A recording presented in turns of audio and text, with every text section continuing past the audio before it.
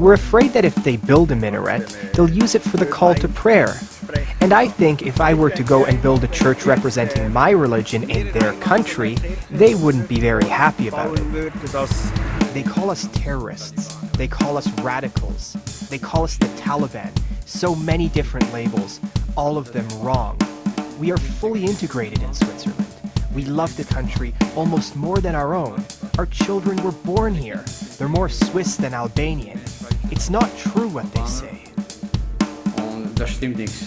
Die islamische Doktrin soll sich allmählich in den Alltag einschleichen und die Festung Europa von innen knacken. Bedenken Sie, wie Serbien den Kosovo verloren hat. Durch die demografische Entwicklung und mit Hilfe der NATO, die es zustande brachte, sage und schreibe den ersten islamischen Staat auf europäischem Boden zu begründen.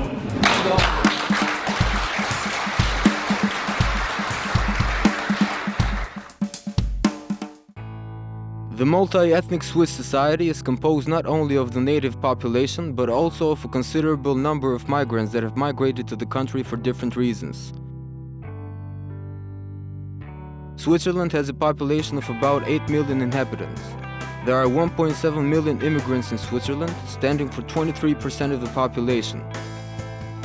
Citizens from the Balkans are thought to be at least 450,000 in numbers.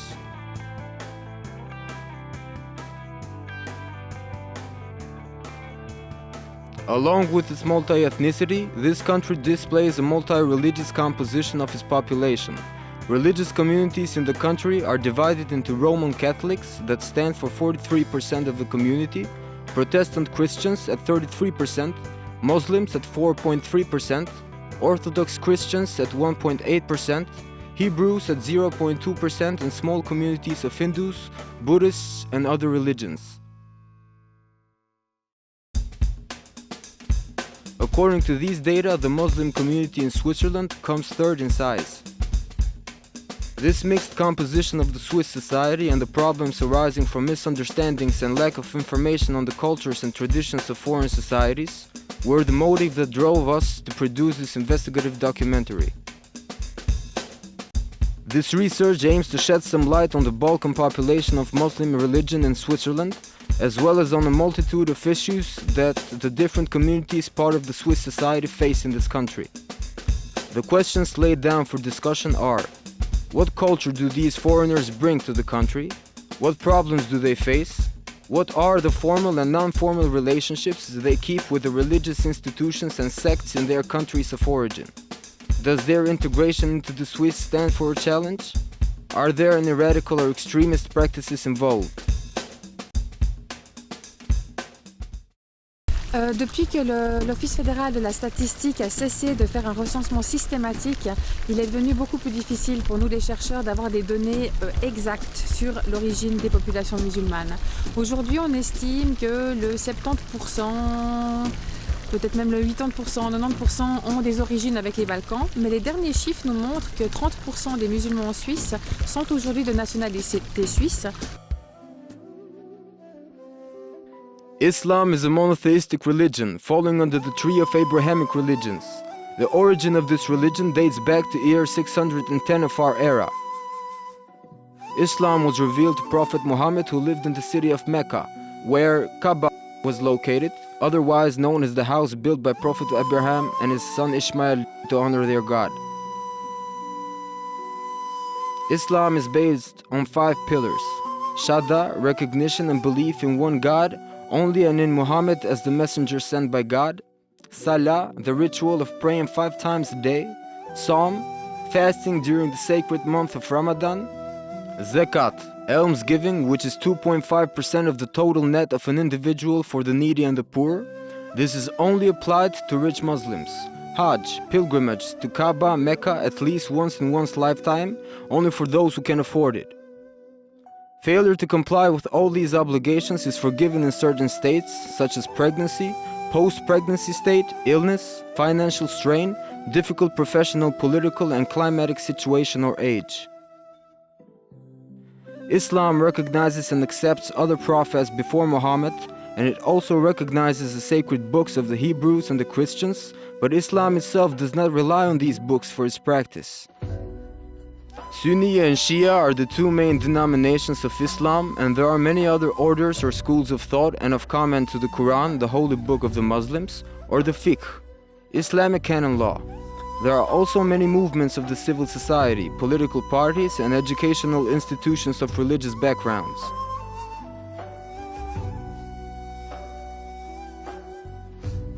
The main schools of study of the fiqh, otherwise known as madhab, are the Hanafi school, mainly practiced in the Balkans, in Turkey and in Asia; Hanbali school, mainly practiced in the Emirates and in Saudi Arabia. In addition, some of the movements deriving from this school of jurisprudence are thought to be also the Wahhabi and contemporary Salafi. Maliki school is mainly practiced in Northern Africa. Shafi school is mostly practiced in Southeastern Africa and the Indonesian islands. The Shia sect originated after the death of Muhammad, when his followers diverged on the election of their leader. The differences between Sunni and Shia are mainly of political and sociological character. Such differences have become deeper with time. In the Balkans, Sunni Islam is mainly based on the Hanafi school of thought. After the fall of communism, small influences of the contemporary Salafi and Wahhabi movements appeared. There are also many denominations, otherwise known as orders and tariqat of Sufism, such as the Alavi, Bektashi, Rifai, Qadiri, Halveti, etc. Muslims of the Balkans constitute about 40% of the population, including the Islamic minorities in Bulgaria, Romania, Hungary, Serbia, and Montenegro. The purpose of this documentary is to shed light on the Islamic practices in the countries with higher concentration of this community, now proportionally represented among the population that has migrated to Switzerland. We choose to interview academics and experts in different fields, residing in their countries of origin and in Switzerland. Our research started from Turkey, as the country descending from the Ottoman Empire that spread Islam in this region.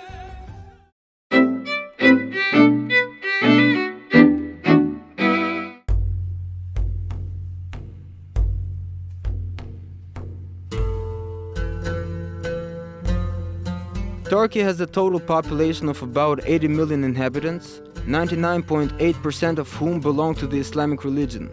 The Christian and Hebrew communities in the country constitute 0.2% of the population. Islamic religion in Turkey is encountered mostly in Sunni and Alevi practitioners.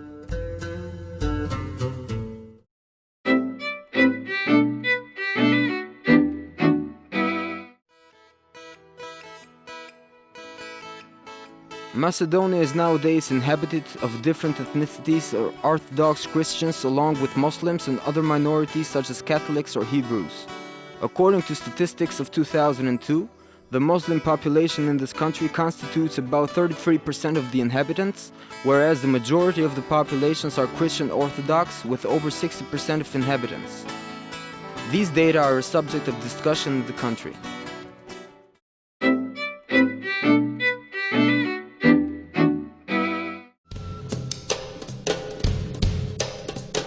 After Macedonia, our next destination was Kosovo. Kosovo has the biggest migrant community to Switzerland. Kosovo's population is noted for the variety of religious and ethnic composition, with the majority of Muslims constituting 96% of the population, Albanian Roman Catholics with 2.2%, and Christian Orthodox with 1.5%, mainly of Serbian ethnicity.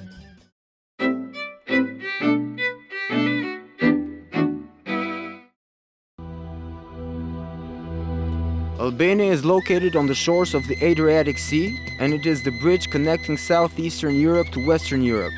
As in its neighbor countries, in Albania we also can see a multi-religious society. According to Census 2009, in Albania 57% of the population belong to Islamic religion. Roman Catholics constitute 10% of the population, Orthodox Christians are about 7% of the population, and the Bektashi community constitutes 2.1% of the population. The remaining part did not declare their religion or are otherwise believed to be agnostic or atheists.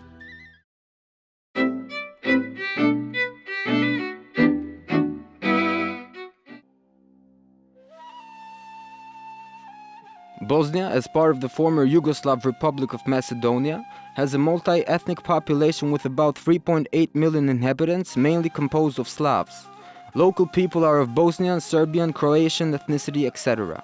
The religious composition of this country is 40% Muslims, 31% Orthodox Christians, 15% Roman Catholics, and 14% of other religions.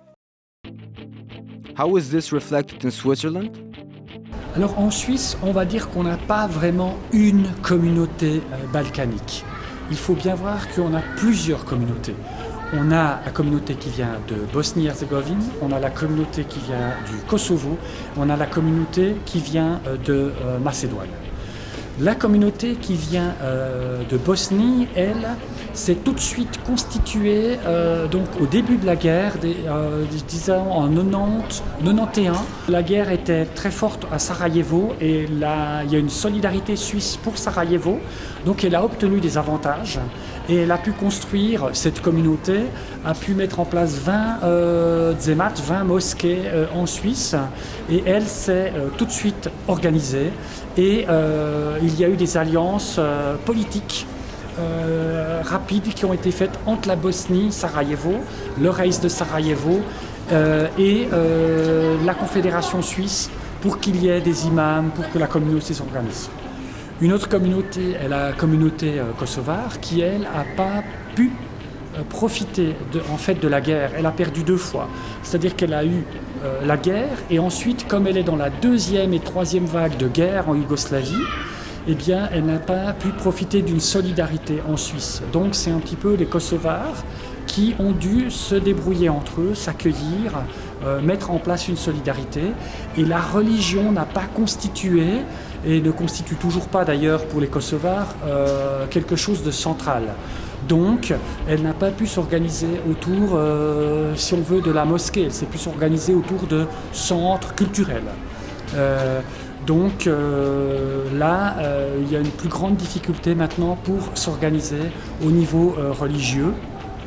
Et la 3e communauté, qui est la communauté macédonienne, elle ne s'est pas du tout constituée autour de la religion. Pour la communauté turque, l'histoire est un tout petit peu différente puisque les Turcs ont été tous invités à venir comme main-d'œuvre, ont eu des permis, comme main-d'œuvre en Suisse. Donc il n'y a pas eu, si vous voulez, une vague de réfugiés après une guerre. Donc les Turcs sont ici depuis plus longue date, donc ils sont arrivés dans les années 70, fin des années 60, début des années 70, comme main-d'œuvre, souvent dans l'industrie.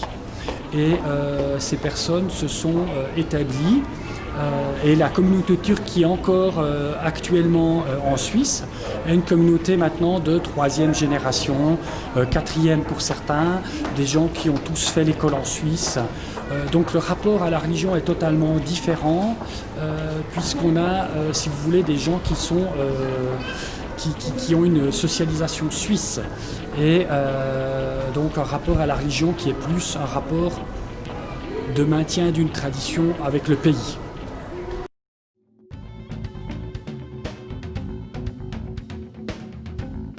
Turkey is the descending country of the Ottoman Empire, which had its glorious epoch of rule. Religion in the Ottoman Empire occupied a very important place in the daily social and political life of the country. To have a better understanding of the relationship between religion and the political administration of the Ottoman Empire, we interviewed Professor Dr. Ali Kase, Dean of the Faculty of Theology at the University of Marmara. Osmanlı İmparatorluğu'nu kendi devrine göre değerlendirmek gerekiyor. Kendi devrine baktığımız zaman diğer imparatorluklara, diğer devletlerle karşılaştırdığımız zaman, mesela Avrupa ile karşılaştırdığımız zaman Osmanlı İmparatorluğu Avrupa'dan daha laik bir devletti. Osmanlı İmparatorluğu bir din devleti miydi? Hayır. Yani çok net bir şekilde söyleyebilir. Bir şeriat devleti değildi. Yani bugün mesela bazı ülkeler var, işte o ülkelerin ismini zikrederken mesela İslam Cumhuriyeti diye zikrediyoruz. Ama Osmanlı İmparatorluğu için bir şeriat devletiydi ifadesini ortaya koyamayız. Hukuk sistemi şer'i kuralları da içeren ama Osmanlı'nın kendi yapısına, kendi coğrafyasına göre örfi kuralları da içeren, geleneklerini de kendine göre geleneklerini kurallaştıran bir yapısı söz konusuydu. Mesela Osmanlı İmparatorluğu sınırları içinde yaşayan gayrimüslim halk, yani kitap ehli dediğimiz Hristiyanlar, Yahudiler kendi hukuklarını icra ediyorlar idi. Bugünkü Türkiye Cumhuriyeti kanunlarıyla karşılaştırdığımız zaman, yönetimiyle karşılaştırdığımız zaman Osmanlı İmparatorluğu daha laik bir yönetim tarzı arz ediyordu. The Ottoman Empire had wide geographic extension. The Balkan Peninsula was also part of this empire. This can be seen in the practices of Islam in this region. To better understand how Islam came into the Balkans, we interviewed Din Ali Kosa. Balkanların İslamlaşması, Osmanlı'nın bakış açısı, diğer bölgelerdeki İslamlaşmalardan epey farklılıklar gösterir. Çünkü Balkanların İslamlaşmasındaki en büyük etki tasavvufa aittir. Bir yer fethedildikten sonra ya da fetihten önce gönüllü İslam elleri diyeceğimiz dervişler o bölgelerde İslam'ın yayılmasına katkıda bulunmuştur. Ama burada hep gönül dili kullanılmış. Yani insanlar o dervişlerden çok fazla etkilenmişler. Müslümanca yaşama biçiminden etkilenmişler. İslamiyet'in getirdiği kurallardan etkilenmişler. Bunun yanında bir de daha önceki yönetimlerin kendi üzerlerindeki baskısından kurtulma sebebi olarak görmüşler Osmanlı'yı. Yeni bir güç, yeni imkanlar sağlayan bir devlet, bir imparatorluk. Ama bu imparatorluk Balkanlara böyle zoraki bir şekilde kültürü insanlara yedirme, empoze etme tarzında değil. The history of the Western Balkans is strongly tied to the ancient Roman and Greek, Byzantine and Ottoman periods. When and how did Albanians of Albania, Kosovo and Macedonia and the other Balkan people embrace the religion? Dihet tashmë që fillimet e përhapjes së islamit në Shqipëri, siç është vërtetuar shkencërisht, lidhen me ardhjen e Osmanëve në Shqipëri. Shekulli 16 dhe gjysma e parë e shekullit të 17 është koha kur Islami ka depërtuar në mënyrë masive. Islami ka penetruar fillimisht në radhët e parësisë shqiptare të kohës dhe më pas zbriti edhe në masën e gjerë të popullsisë. Varianti sunit i islamit ishte kryesori, ai që zinte përqindjen kryesore të popullsisë, po së bashku me këtë u përhapën dhe sekte apo urdhra të tjerë islamik. Ndër kryesorët ishte këtu bektashizmi, që nga kjo kohë ne kemi një stabilizim të proporcioneve të strukturës fetare të popullsisë, e cila me ndryshime të caktuara pak a shumë ekziston dhe sot e kësaj dite. Përhapja e fesë islame në Shqipëri, në viset shqiptare më saktë, ishte një ndryshim i rëndësishëm për nga pikpamja sociale, fetare, kulturore, por nuk ishte një ndryshim etnik. Islami në Republikën e Maqedonisë është një islam tradicional, pra islam i cili është trashëguar nga shteti Osman dhe fryma osmane është ende dominante në këto hapësira, me gjithë novotarit dhe risit e shfaqura pas viteve të 90-ta, kur kemi, do me thonë, ca ngjyrime të cilat nuk janë të natyrshme për këtë mjedis shoqëror. Historiku i ardhjes së islamit në Kosovë pra është në 624 vjet dhe prej atëherë ka filluar që populli shqiptar të pranojë njëherë në përqindje të vogël islamin e me kalimin e kohës në përqindje të madhe. Dhe ja sot, populli shqiptar brenda Kosovës i takon më se 95% besimit islam.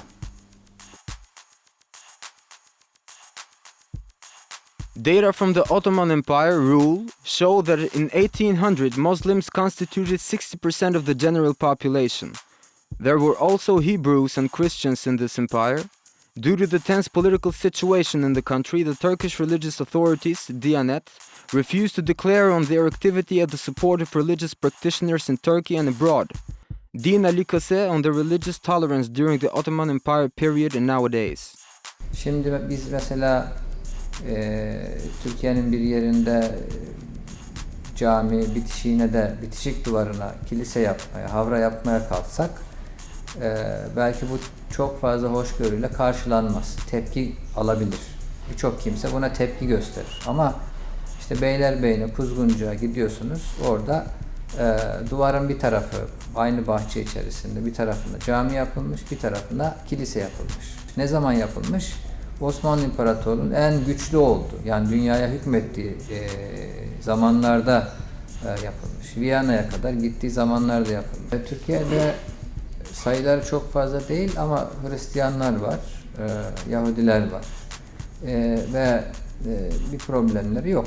O yerel yönetimler şimdi şehir planlamasında onlara tıpkı Müslümanlar için cami yeri ayırdıkları gibi kilise yeri de ayırıyorlar. Besimet tona vetëm që na kanë ofruar mes veti dhe jo ndar. Dhe fatbërësisht asnjëherë kombi shqiptar nuk ka pas as mosmarrveshjen më të vogël mes vete sa i përket çështjes së besimit dhe kjo është arrit fal tolerancës, fal gatishmërisë, fal respektit që kemi pasur dhe kemi mes vete. Bashkia Islame e Kosovës është marrëdhënie të shkëlqyera me kishën katolike shqiptare këtu në Kosovë, mirë po kemi marrëdhënie të mira edhe me kishën ortodokse në Kosovë. Dhe këto marrëdhënie dita ditës jem duke I forcuar. Abdullah Klinaku is the speaker of the Party of Justice, Partia e Drejtësisë, a party with a program of religious basis. Here is what Mr. Klinaku says on religious tolerance. Toleranca fetare në Kosovë është themeli I qytetërimit tonë, ka qenë gjithmonë I respektuar çdo fe në Kosovë dhe në të njëjtën kohë shumë si pjesë dhe kapital më të fuqishëm të kombit tonë. Ono što ние како држава го направивме и мислам дека е аргумент плюс за ова наше убаво интервју е за да можеме да ги запознаеме различностите во Република Македонија, да можеме да ги запознаеме децата кои одат во различни смени или пак се заедно во исто сменски, да речеме во основното образование, значи доаѓаат во едно училиште и албанчиња и македончиња, како тие да ја запознаат сопствената религија, како различностите наеднаш да бидат систем на заедничко запознавање и на еден мозаик кој е цивилизацијски напредок на државата. Што направивме ние како држава? Го направивме следното и тоа со помош на сите 5 верски заедници. Успеавме по многу тежок и трнлив пат етиката на религии и запознавањето на религиите да биде дел од предметите во јавните училишта. Значи, таму каде што е во Тетово, во Гостивар, во Струга, во Кичево, каде што учат децата заедно. Bashkitë fetare kanë disponim ta kultivojnë tolerancën, të flasin për jetë të përbashkë në një territor të përbashkë, që quhet Republika e Maqedonisë. Një popull me një përkatësi të ndryshme, diversitet fetar, por që me një tolerancë dhe mirëkuptim ndërfetar, mahnitës, I cili për fat të mirë ne na ka ardhur na është transmetuar gjenerat pas gjenerate. Mendoj që çështjen e bashkëjetesës fetare në Shqipëri, nëse është e harmonishme apo jo, nëse është e mirë apo jo, duhet ta shohim në disa këndvështrime. Mendoj që ka një nivel institucional që është mjaft I pëlqyeshëm. Mund të përmendim këtu për shembull krijimin e Këshillit ndërfetar kombëtar të feve. Liderët fetar në Shqipëri shihen bashk, komunikojnë bashk. Pra duket që në këtë pikpamje nuk ka barriera të cilat e bëjnë të pamundur dialogu ndërmjet njëri tjetrit. Beyond religious harmony, our research extended to the groupings or the different trends in these countries. Our interviews focused on the approach of the local experts on these issues. Turkey, there are various organizations who are carrying out terrorist activities. They are very much active. So, and if somebody says that terrorism is now ceased in Turkey, that's not true. Many people claim that, okay, the Muslims giving the support to the Al-Qaeda. That could be true in terms of the, let's say, when we identify the people who are Muslim or not Muslim. But when we look at it in little bit details, that those people who are Muslim, who support Al-Qaeda, they are not in terms of literal meanings, in terms of the very much core teaching of Islam, they are not actually acting as a cause of Islam. They are acting the cause of themselves. Okay, that's very important. Then that's the reason today very much, maybe more than 90% of the Muslim population in the world, they do not support Al-Qaeda, they do not approve any actions of Al-Qaeda. Me shpërbërjen e Jugosllavisë, me mbetësimin e Maqedonisë, sikur se filloi në sipërfaqe të dalin ca plasaritje. Dhe ne nuk kemi nevojë në këtë nënqiell, thash për armaturat e tilla. During the rule of Sultan Selim I in the 16th century, some Muslim sects such as Druze, Ismaili, and Alevi were considered as heretics.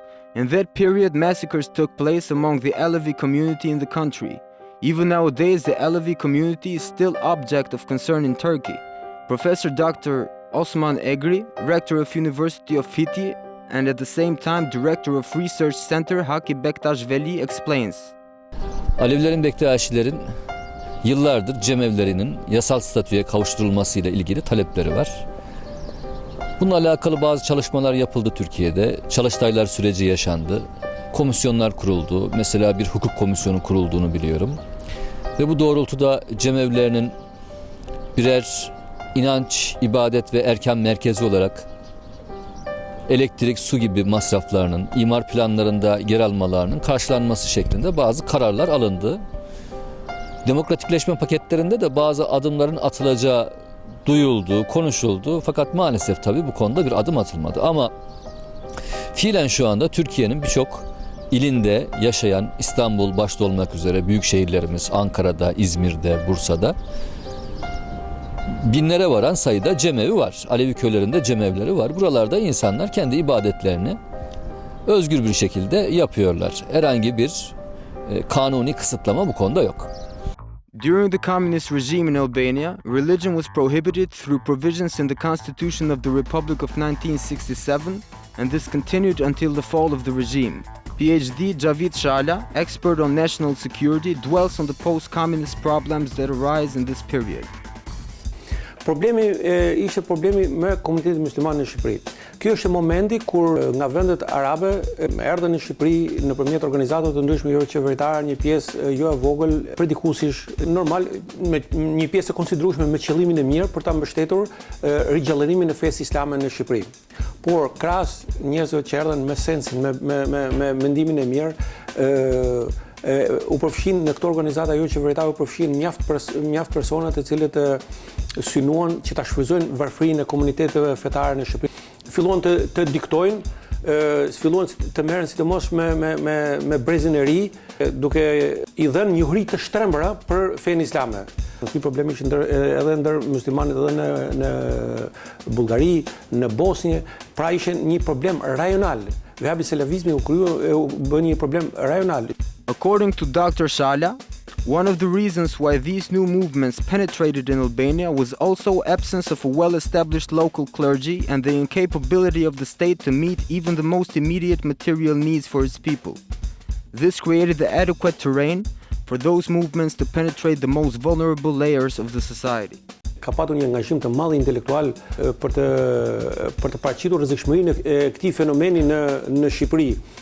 According to Dr. Shala, these intellectuals, but also other parts of the society, insisted that the state should take adequate measures for return of the properties to the local clergy and for its financial restoration. Në momentin që komunitetet do kenë pavarësinë e tyre ekonomike, nuk kanë si ta shtrinë dorën nga organizatat jo qeveritare në vendet e gjirit apo në vendet e tjera. Improvement in the system was reflected in the qualification of the religious leaders in the country, in contrast with the leaders that were educated in Arabic countries during the 90s and who brought along with the religious education also the practices and the traditions of these countries. Deputy Chairman of the Islamic community in Albania, Mr. Xhavit, confirms the same. Pas vitit 90 kuptohet mungesa e klerit fetar, mbyllje xhamive dhe problemet e shumta financiare bën të veten. Fillimisht studentët parë shqiptarë të cilët shkuan të studiojnë për teologji kanë shkuar në vendet arabe. Ndoshta mund të themi që deri në dekadën e parë, deri në vitin 2000, ka patur deri diku edhe tendenca të islamit pak arab, të gërshetuar dhe me traditën arabe. But according to Mr. Xhavit, after 2000, there was decrease of the Arabic religious tendency in the country. The Albanian traditional trend had taken the lead over the new global tendencies. Së fundmi kemi hapur edhe Universitetin Bedër. Universitetin Bedër, cilët duke parë edhe problematike që kemi patur në shkollë, do ishte më e mirë që klerikët tanë të studionin në Shqipëri, të cilët pse jo dhe të mund t'i eksportojmë ndoshta edhe në vendet ku ka banorë shqiptar, besimtar shqiptar, në rajon, ndoshta edhe në Europë, për cilët ka dhe kohë më shumë nevojë. Expert on national security and candidate for President of the Republic of Macedonia, PhD Stevo Pendarovski of Macedonian ethnicity, who chose to give us an audio interview, makes the below analysis to the Muslim Macedonian community and on the former Yugoslav one. As a group or on a collective basis speaking, I cannot see that Muslims are collectively a threat to the Macedonian security and stability. We can say that maybe from time to time some individuals with a Muslim background, well as some individuals with a Christian or Catholic or Orthodox background, whatever religion it might be in any singular case, that they are eventually threat for the stability of some part of our cities, but as on a collective level speaking, I wouldn't like to define anyone from these collectivities living in the country, especially not those being distinctive in their religion, as a collective threat to the stability of Macedonia. Country and this region have very long tradition of secularism, especially about the nations or the people coming out from the former Yugoslavia. I think that the same could go for the Albanians living in the Republic of Albania as well. All of these Muslim communities in the region are very, very secular. In my opinion, Muslim communities which stem out from the former Yugoslavia are probably the most secular Muslims in Europe, even today. The chairman of the Parliamentary Commission for Intelligence and National Security declares about the situation in Kosovo.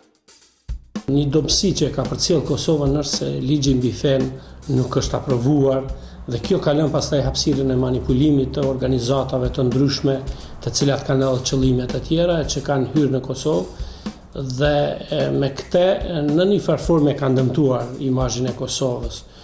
Përbërja e popullsisë së Kosovës në shumicë është muslimane, por që nuk besojmë se mund paraqet ndonjë rrezik për arsye se shumica megjithatë i takon një islamizmi tradicional i cili gjithmonë ka kultivuar paqen, dashurinë, mirëkuptimin dhe një natyrshmëri të sjelljes mes njerëzve.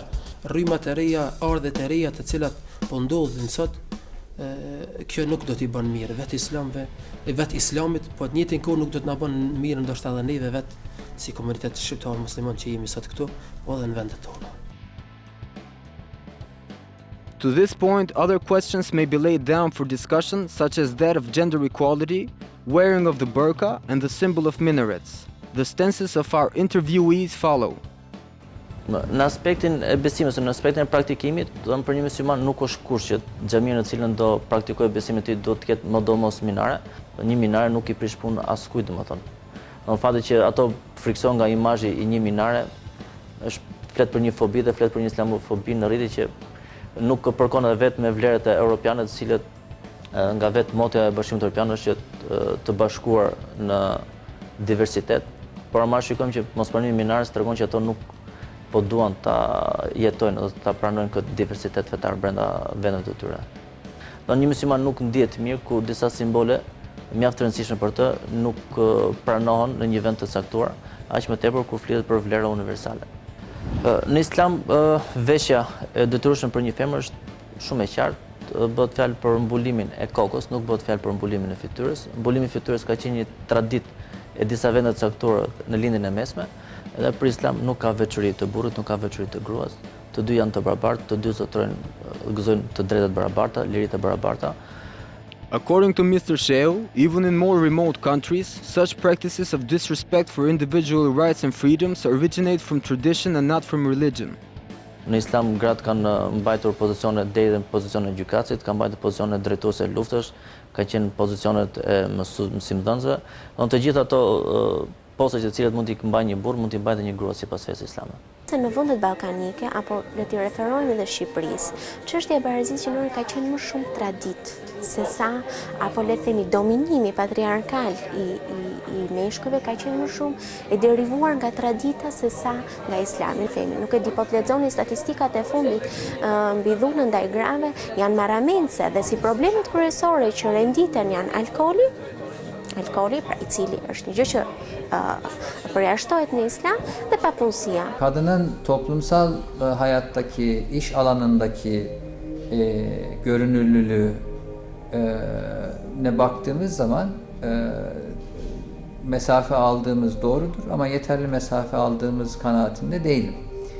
Ama nihayette Türk toplumu bir Doğu toplumu. Hala ailenin reisi olarak erkek kabul edilir. Bu konuda geçmişten gelen, aslında İslami olmayan gelenekler, töre dediğimiz şeyler var. Gücü olan ötekine bu konuda zulmetme hakkını, yok etme hakkını kullanıyor. Fakat bu durum giderek her gün daha da iyiye doğru gidiyor. What is the perception in Switzerland? En Suisse, je dirais que le tournant le plus grand a été aux environs de 2004, où là, un parti politique a utilisé l'islam, a utilisé la population musulmane pour essayer de faire gagner des votes lors d'une initiative populaire ou un référendum populaire contre la nationalisation facilitée. Et ce parti a présenté les musulmans comme des envahisseurs étrangers qui allaient nous prendre aux Suisses les passeports, construire des mosquées, devenir violents. Donc, depuis 2004, les relations se sont détériorées et ont été utilisées dans l'espace public. La figure du musulman est devenue, depuis 2004, une figure négative. Unë besoj që kjo më shumë është çështje politike, që të marrin vota se sa do thotë është ajo islamofobia. C'est tout bien, on n'a pas de difficultés, on collabore avec tout le monde, on est très ouvert, on n'a pas de difficultés d'autres.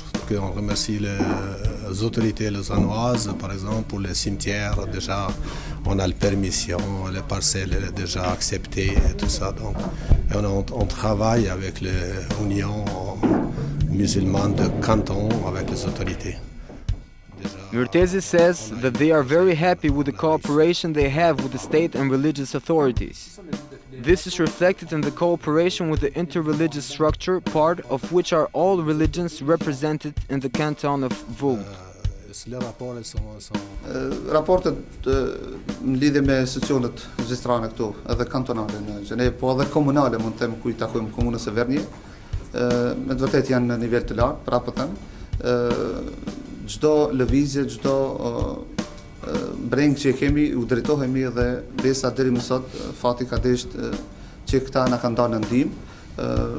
Çdo aspekt, e them kështu, në aspektin edhe të organizimit të manifestimeve ndryshme, kemi nevojë për salla, kemi nevojë për aktivitete të tjera të cilat na duhet ndihma e shtetit edhe kantonit apo e komunës, atë e kemi gjetë deri më sot. Faleminderit, prandaj edhe kemi një mirënjohje të veçantë për institucionet e shtetit.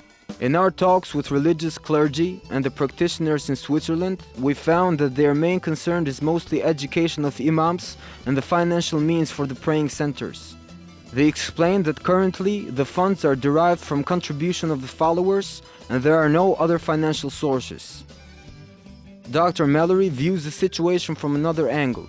Ils ont un véritable problème d'image, je dirais, qui a des répercussions sur leur intégration objective en Suisse. les musulmans en général souffrent de cette mauvaise image de l'islam. Nuk kemi ndonjë vretje nga ana e shtetit zviceran, sepse ne komunikojmë me ambasadën zvicerane këtu në Prishtinë dhe besojmë që qytetarët tanë kudo që janë do ta tregojnë fytyrën e vërtet Kosovës dhe të sillen ashtu si duhet në mënyrë që t'japim pasqyrën e mirë para botës.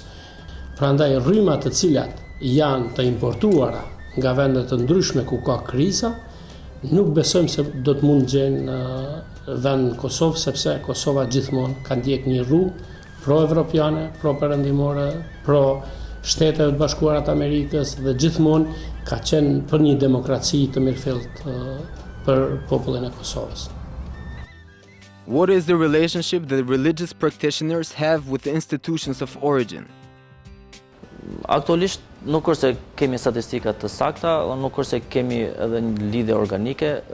Me sa dimi dhe me sa kemi mësuar, në shumë vende, disa vende të Europës, besimtarë shqiptar janë të organizuar, janë të grupuar në shoqata të ndryshme, kanë hapur xhamit e tyre. Edhe shteti zviceran është i njohur edhe na njeh neve në fakt, na njeh neve nëpërmjet qendrave apo bashkive fetare në vendligje. Bashkia Islame Maqedonisë përmes punëtorit fetar, përmes teologut dhe hoxhës që ka qenë atje, është prezent dhe të gjithë janë në dekretin tonë. Nuk kemi imama që mund të ushtrojnë detyren, që nuk ka autorizimin tonë. Prandaj, çdo një qendër ka dhe kryesinë e vet. Edhe kryesia e qendrës dhe kryetari i saj, edhe imami vazhdimisht, permanent kemi, mund të them se në jetën e përditshme kemi kontakt. Zvicra është një shtet që me të vërtet ka bashkëpunim të mirëfillt me ne, mu për atë edhe kemi 59 qendra. Ne kemi edhe këtu digasterin të quashtu të diasporës, kontaktojnë me xhamatin atje, shikojnë mundësit pra një bashkëpunim edhe më të madh. Në Zvicër thuhet se jetojnë mbi 300 mbi shqiptar nga Kosova, ku shumica prej tyre i përkasin edhe besimit islam, derisa në Zvicër kemi edhe kisha katolike, pra shqiptarë që janë të organizuar edhe në kishën katolike në Zvicër e vende tjera të Evropës. How do you see integration and the future of these communities in Switzerland? Mendoj të më thënë se migrantët është dhe përgjegjësia tyre, mendoj se janë pjesa ose mund të themi ambasadorët tanë në gjithë botën, ku ata këtë vlerë që ne kemi të harmonisë fetare, të arrijnë, të përçojnë dhe të tregojnë edhe pjesës tjetër të Europës se fetë mund të bashkëjetojnë shumë mirë me njëra tjetrën pa pasur konflikt. Do më thonë, nëse shpjegohet Islami ashtu siç kërkohet drejt shpjegohet, padyshim që do të thonë përputhet edhe me kulturat, edhe me vendin kur ne po jetojmë këtu. Padyshim që edhe respekti jon tek të tjerët ekziston dita ditës edhe po rritet. Edhe respekti dhe bashkëpunimi jon në asnjë mënyrë feja nuk mund të jetë shkak i ndarjes mes njerëzve.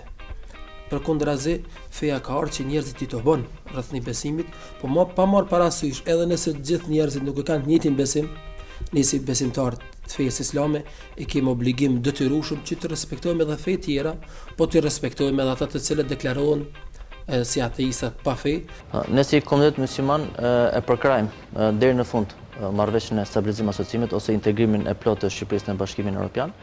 Pasi shikojmë se janë gjithçka, të gjitha marrëveshjet që mund të arrijnë bëhet për të mirën e vetë shtetësve shqiptar, arritja e demokracisë, pavarësia e institucioneve, liria dhe barazitë e plotë të individit.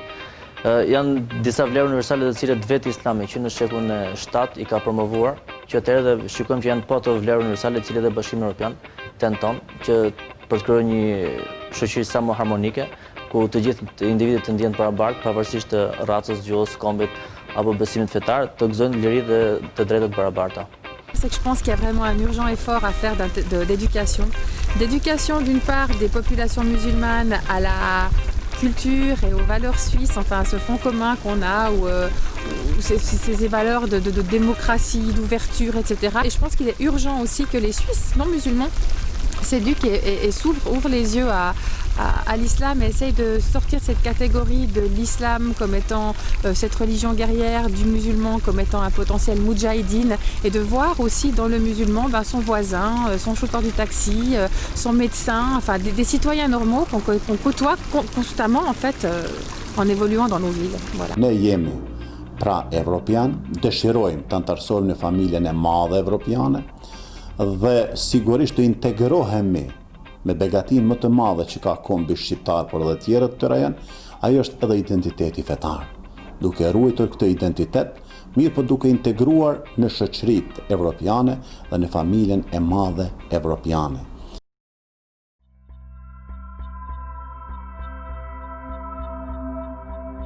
We consider that the different data and declarations given are hopeful. Muslims of the Balkans carry on a background of tolerance, harmony, and humanity that they convey this background values to the countries they go. The different problems that integration brings, the violations of the law, etc., mostly derive from social and economic integration. Religion and its practice through individual values it carries is not a promoter of negative phenomena in these communities.